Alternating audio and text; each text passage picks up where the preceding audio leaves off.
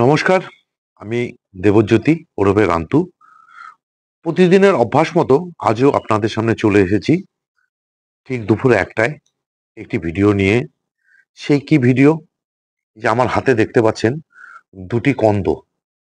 কিসের কন্দ? এই কন্দ দুটিকে বলা হয় ফুটবল লিলি, যাকে গ্রাম বাংলায় বলে ভুঁইচাপা। আগে এই ভুঁইচাপার ফুলের গাছ অনেক আগে গ্রাম বাংলাতে যেখানে সেখানে পাওয়া যেত। কিন্তু দিনকে দিন এই ভুঁইচাপা ফুলের গাছ হারিয়ে যাচ্ছে। তাই আমি অনেকদিন থেকেই এই ভুঁইচাপার যে কন্দ খুঁজছিলাম। গতকালকে আমার এক বন্ধু কাম ভাই আমাকে দুটো কন্দ দিয়েছে। একটি ম্যাচুরেট আর একটা একদম ছোট। এটা থেকে কিন্তু এবছর আমার ফুল পাবো। মানে আমি এই সামনের গরমেই ফেব্রুয়ারি মার্চ মাসের থেকে আমি ফুল পাবো, কিন্তু এটাতে এবছর পাবো না, এটাতে সামনের বার পাবো। এবার এই যে ভুঁইচাপা ফুলের গাছ সম্বন্ধে বলি। এই গাছটি কিন্তু খুব সহজ সরল ভাবে হয় এবং এই গাছটি রোদতেই বলুন আর মানে ছায়ার জায়গাতে সব জায়গাতেই ভালো হয়। অনেকেই কি করেন, এই ফুটবল লিলি গাছ মানে ভুঁইচাপা গাছকে বাড়ির ভিতরে মানে ঘরের ভিতরে লাগিয়ে রাখে। দেখতে খুব যেহেতু বলের মতন সুন্দর হয়, বলের মতন দেখতে, তাই একে ফুটবল লিলি বলা হয়। আর এই ফুলটি কিন্তু গ্রীষ্ম বর্ষায় ফুল ফোটে। ফুল ফুটে যাওয়ার পর গাছটিকে যদি আপনারা রেখে দেন ওই টবের মধ্যেই, শুধু খালি মাঝে মাঝে একটু জল দিয়ে যাবেন, তাহলেই কিন্তু গাছটি বেঁচে থাকবে। সামনের বার আবার এই গাছটিতে কিন্তু ফুল দেবে। আর এই গাছটি কিন্তু পরিচর্যা কিচ্ছু লাগে না, শুধু খালি আজকে আমি যে রিপোর্ট করে দিব, রিপোর্ট করে দেওয়ার পর আজকে যে আমি জল দিব গাছের মধ্যে, এরপরে আমি মাটি না শুকিয়ে গেলে কিন্তু আর জল দেব না। আর এই গাছটিতে যদি অতিরিক্ত জল পড়ে, তাহলে কিন্তু এই যে গাছের যে কন্দগুলো দেখছেন, এই কন্দগুলো কিন্তু সব পচে যাবে। তার জন্য এই গাছকে মানে খুব সুন্দর একটা ওয়েল ড্রেনেজ সয়েল যেটাকে বলা হয়, এবং এই যে টবের যে ড্রেনেজ সিস্টেমটা, সেটাও যেন খুব ভালো হয়, এইভাবে বসাতে হয়। আসুন তাহলে আজকে আমি এই যে ভুঁইচাপা ফুলের কন্দ কি করে বসাতে হয় সেটা দেখাচ্ছি, এবং কি করে ড্রেনেজ সিস্টেমটা করতে হয় সেটাও দেখাচ্ছি, এবং এর যে মিডিয়া, এই মিডিয়াটা কি বানিয়েছি আমি, সেটাই আপনাদের সঙ্গে এবার আলোচনা করছি। এই মিডিয়াটি হলো দোআঁশ মাটি। দোআঁশ মাটি বলতে গত বছর আমার সব মানে শীতের ফুলের যে মাটি ছিল, আমার কিন্তু শীতের ফুল হয়ে যাওয়ার পর আমি মাটিগুলোকে শুকিয়ে নিয়ে ছেলে কিন্তু বস্তাবন্দি করে রেখে দেই। সেই মাটি নিয়েছি আমি এখানে 60%, মানে 6 ভাগ নিয়েছি। আর 2 ভাগ নিয়েছি আমি এখানে গোবর সার, মানে 1 বছরের পুরনো গোবর, আপনারা ভার্মি কম্পোস্ট নিতে পারেন। আর নিয়েছি 1 ভাগের মধ্যে হাফ ভাগ নিয়েছি হচ্ছে কোকোপিট, আর হাফ ভাগ নিয়েছি আমি বিল্ডিং তৈরির যে বালি, সেই বালিটি।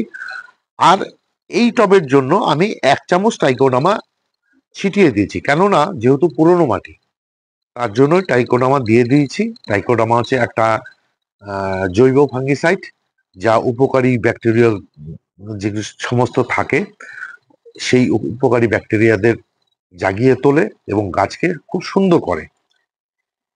এই যে দেখুন, আর একটা কথা বলে রাখি, এই যে ভুঁইচাপার যে কন্দ, ভুঁইচাপার কন্দ কিন্তু খুব একটা তলে যায় না। এর কি হয়, সাইডের থেকে প্রচুর নতুন নতুন কন্দ বেরোয়। যার জন্য কিন্তু দেখুন আমি একটি মাটির গামলা টব যেটাকে বলা হয়, সেই মাটির গামলা টব নিয়েছি। এবার কি করছি দেখুন, এই যে মাটি যে ফুটোগুলো, গামলার ফুটোগুলো, গামলার ফুটোগুলো দেখুন আমি ঢেকে দিলাম। ঢেকে দিয়ে এই যে আমার কাছে যে সেন্ডার, পুরনো সেন্ডার, সেই পুরনো সেন্ডার দিয়ে আমি একটা লেয়ার তৈরি করে দিচ্ছি। দেখুন,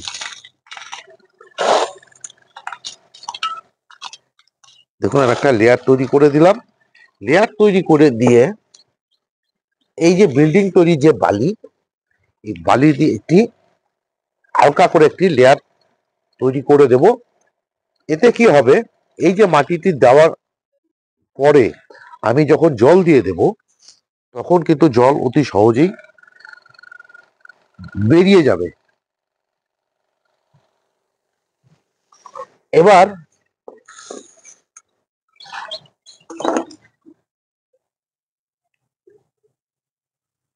আমি মাটি দিয়ে দিচ্ছি এবং কন্দটাকে কিভাবে বসাতে হবে সেটা একটু ভালো করে লক্ষ্য করবেন, কারণ এই বসানোর উপরেই কিন্তু নির্ভর করবে আপনার গাছ। কারণ যেহেতু কন্দ পচে যাওয়ার একটা চান্স থাকবে। এই দেখুন, আমি জাস্ট খালি কি করে নিয়ে একটু জায়গাটা ফাঁকা করে নিয়ে এই যে কন্দটাকে ঠিক এইভাবে বসিয়ে দিলাম। এই যে কন্দের মুখটাকে মুখটাকে কিন্তু ডুবিয়ে দিলাম না মাটির মধ্যে, এবং এই কন্দটি আমি পাশেই বসিয়ে দিলাম। এবার কি করব, আমি এই টবের মধ্যে ভরপুর করে জল দিয়ে রেখে দেব। রেখে দিয়ে আর কিছু করব না। এই মাটির মধ্যে এই মিডিয়াতে যতখানি কম্পোস্ট দিয়েছি এটাই এই গাছের জন্য যথেষ্ট। এছাড়া কিন্তু আমাকে এই গাছের জন্য আর কোনো পরিচর্যা কিচ্ছু করতে হবে না। জাস্ট খালি যখন দেখব যে মাটি শুকিয়ে গেছে তখনই অল্প করে জল দেব।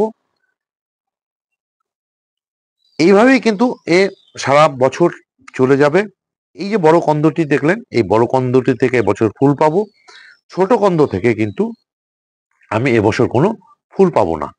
দেখুন, আমি গাছটিতে জল দিয়ে দিচ্ছি, ভরপুর করে জল দিয়ে দিচ্ছি।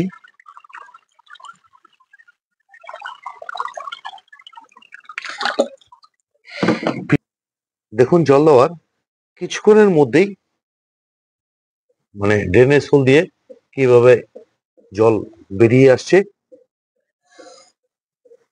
তার মানে আমার এই যে ড্রেনেজ সিস্টেম সেটা খুব ভালো হয়েছে, এবং মাটিটাও খুব মিডিয়াটি আর কি, খুব ঝুরঝুরে মিডিয়া হয়েছে। এই টবের থেকে মোটামুটি সমস্ত জল বেরিয়ে গেলে আমি এই গাছটিকে একদম ছায়াযুক্ত স্থানে রেখে দেব, এবং আমি এই গাছটিকে এমন জায়গায় রাখবো এরপর, মানে শেডিয়ারে তো নিশ্চয়ই, সেটা হচ্ছে সকালে রোদটা পাবে, তারপর আর সারাদিন রোদ পাবে না, এরকম জায়গায় আমি এই গাছটিকে রেখে দেব। এই ছিল আজকের ভিডিও। যদি আপনাদের এই ভিডিওটি ভালো লেগে থাকে তাহলে একটা লাইক দেবেন, কমেন্ট করবেন, আর আমার এই যে চ্যানেল রান্তুর ছাদ বাগান, এই চ্যানেলটিকে সাবস্ক্রাইব করবেন। কেননা প্রতিদিনই দুপুর 1টায় আমার চ্যানেলে মানে রান্তুর ছাদ বাগানে কোনো না কোনো ভিডিও চলেই আসে। সেই ভিডিও যদি আপনারা পেতে চান বা দেখতে চান তাহলে আমার চ্যানেলটিকে সাবস্ক্রাইব করে নিতে হবে। কেননা প্রতিদিন দুপুরে 1টায় আপনার মোবাইলে একটা নোটিফিকেশন চলে আসবে এই ইউটিউবের তরফ থেকে, যা আপনারা বুঝতে পারবেন যে আমার ভিডিও পাবলিশড হয়েছে। আর যে সমস্ত নতুন বন্ধুরা আজকে আমার ভিডিওটি প্রথম দেখছেন, এবং পুরনো বন্ধুরা যারা প্রতিদিনই আমার ভিডিও দেখে থাকেন, সবাইকে অশেষ অশেষ ধন্যবাদ জানিয়ে আজকের এই ভিডিও শেষ করছি। সবাই ভালো থাকবেন, সুস্থ থাকবেন, সবুজের সাথে থাকবেন। ধন্যবাদ।